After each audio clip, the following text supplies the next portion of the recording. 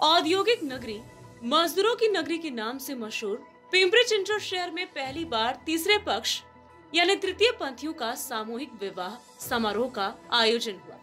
पिंपरी चिंचवड शहर की एक संस्था नारी द वुमन ने बदलाव का कदम उठाया है ताकि तीसरी जाति को भी शादी करने का अधिकार मिले और वो शादी करने का सपना पूरा कर सके। इनके सपनों को साकार करने के लिए संस्था के अध्यक्ष आसिफ शेख, नाना कांबले, अर्चना मेंगड़े, विशाल जाधव ने हर संभव मदद के लिए अपने दानवीर टीम के साथ आगे आए।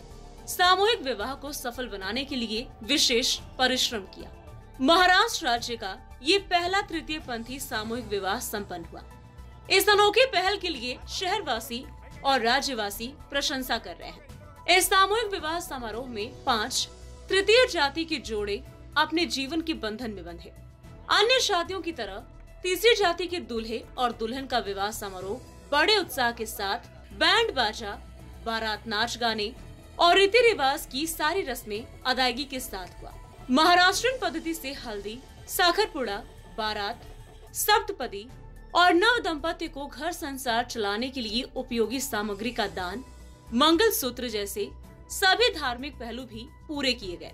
हमेशा से उपेक्षित रहे इस जाति को मुख्य धारा में लाना और विवाह योग्य साथी से मिलना, सुखी जीवन जीने का अधिकार पाने के लिए इस विवाह समारोह का आयोजन किया गया। तीसरी जाति के दूल्हा और दुल्हन बेहद ही खुश नजर आ रहे थे।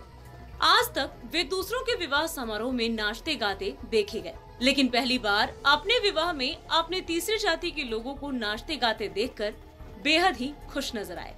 पिंपरी चिंचवड मनपा के दरिया दिल आयुक्त शेखर सिंह के मन में तृतीय पंथी लोगों के प्रति एक अलग सकारात्मक भावना है। इनको समाज की मुख्य धारा में लाने के लिए आयुक्त ने कई तृतीय पंथियों को सिक्योरिटी गार्ड, ग्रीन मार्शल और गार्डन के रूप में नियुक्त करके रोजगार से जोड़ा है। आयुक्त शेखर सिंह हमेशा इनकी मदद के लिए तत्पर रहते हैं। ऐसे पालिका आयुक्त को शहरवासी सैल्यूट कर रही है। पिंपरी चिंचवड महानगरपालिकेमध्ये ज्यावेळेस सगळे तृतीयपंथी आपल्याकडे आपण त्यांना प्रभावामध्ये आणण्यासाठी आपण त्यांना रस्त्यावर उचलून आपण त्यांना पालिकेमध्ये माननीय पाटील साहेब आयुक्त त्या काळामध्ये त्यांना आपण स्वयंपाकाचं साधन उपलब्ध करून दिलं। त्यानंतर गेले 2022 पासून आता 2024 झालेले आहे, तर 24 पर्यंत त्यांनी आपल्याकडे 190 जे ट्रान्सजेंडर आहेत त्याचं काम खूप छान आहे। आणि विशेष म्हणजे हे जे जेवढे आपल्याकडे ट्रान्सजेंडर आहेत ते ज्यावेळेस आपल्या पालिकेमध्ये जॉबला लागले त्याच्यानंतर ते टाळी नावाचा प्रकार विसरलेले आहे। हा सगळ्यात मोठा एक म्हणजे आपण म्हणतो ना परिवर्तनाचा भाग आहे, तो एक सगळ्यात मोठा त्यांचा भाग होता। दुसरी गोष्ट म्हणजे आता त्यांना आम्ही नोकरी दिली, आता त्यांचा होता प्रश्न की पुढं की त्यांचं भवितव्य काय। आपण काही ठिकाणी प्रकल्प करून काही ठिकाणी घरं पण दिलेली आहेत। दुसरी गोष्ट आता राहिला विवाहाचा प्रश्न। विवाहाच्या प्रश्नाच्या संदर्भात बोलायचं म्हटलं तर आपल्याकडे काही जोड्या होत्या त्या गेल्या 8-9 वर्षापासून एकत्र राहत आहेत। तर त्यांचं म्हणणं होतं की मॅडम आमचा पण विवाह असा सर्वसामान्य हिंदू पद्धतीने लावला जातो, आमचा पण विवाह असा व्हावा, आमच्या खूप इच्छा आहे, पण आमचा समाज किंवा आमच्या परंपरा या सगळ्या गोष्टींच्या विरोधात तर आमची खूप इच्छा आहे। तर असंच एक दिवस बोलता बोलता नाना वगैरे आम्ही सगळे भाई वगैरे सगळे एकत्र होतो आणि आम्ही एक संकल्प केला की आपण काहीतरी करूया।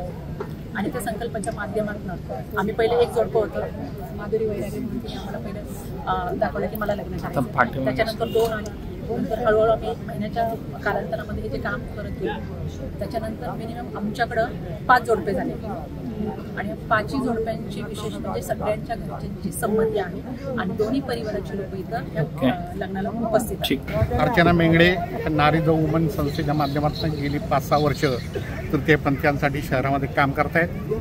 त्यांनी ह्यांना म्हणजे स्वतःच्या म्हणजे त्यांना समाजामध्ये एक चांगलं स्थान मिळावं यासाठी पण त्यांची सातत्याने धडपड चालू होती। त्यासाठी ते आर्थिकदृष्ट्या पहिल्यांदा सबल व्हावेत या दृष्टीने त्यांनी प्रयत्न केले आणि त्यामुळे आम्ही सगळ्यांनी मिळून प्रयत्नाने बऱ्याच जणांना पिंपरी चिंचवड महानगरपालिकेमध्ये, काही जणांना काही खाजगी उद्योगांमध्ये त्यांना नोकरी देऊन त्यांना आर्थिकदृष्ट्या म्हणजे हे करण्याचा प्रयत्न केला। ह्याच्या पुढे जाऊन एक पाऊल म्हणून की केवळ एवढं करून उपयोगाचं नाही, तर समाजाने ह्यांना ॲक्सेप्ट केलं पाहिजे, समाज मान्यता एका प्रकारची मिळाली पाहिजे। या दृष्टिकोनातून काय करायचं म्हणून एक विचार पुढे आला आणि त्या विचारातनं की हा एक विवाह पहिल्यांदा एकाच जोडीचा विवाह करायचा आमच्या डोक्यात होतं, त्या पद्धतीने आम्ही प्रयत्नाची सुरुवात केली होती. पण हळूहळू ते जोडत गेले, अनेक जण पुढे आले आणि म्हटले आम्हाला पण ह्याच्यामध्ये, त्यामुळे ह्याला सामुदायिक विवाहाचं स्वरूप आलं. आणि ह्या विवाह सोहळ्यासाठी पण तेव्हा अनेकांचं सहकार्य त्या म्हणजे स्वतःहून लोकांनी खूप पुढाकार घेऊन सहकार्य केलं. आणि एक चांगला स्तुत्य म्हणजे महाराष्ट्रातला हा पहिला प्रयोग आहे की अशा पद्धतीने तृतीयपंथीयांचा सामुदायिक विवाह सोहळा. काही विवाह झालेले आहेत पण ते व्यक्तिगत स्वरूपाचे त्यांचे काही झाले, पण सामुदायिकरित्या एक समाजापुढे एक वेगळा आदर्श घालून देण्याचं काम ह्या आज 5 जोडप्यांचा विवाह आहे. आणि 5ही म्हणजे त्यांनी स्वतः ते तयार असताना म्हणजे तयार आहेत हे बघून आम्ही त्यांची सगळी माहिती घेऊन त्या पद्धतीने हा विवाह सोहळ्याचं सगळं आयोजन केलेलं. खूप छान वाटलं आम्हाला की लग्न सोहळा हे पार पडतो आमचा. आमची एक इच्छा होती की आमचं हे असं लग्न झालं पाहिजे. ते आमचं आता स्वप्न साकार झालं, ते आम्हाला खूप चांगलं वाटतं. आज खूपच मला आजचा दिवस माझा एक मोठाच आहे, एक आनंदाचा एक क्षण आहे माझा.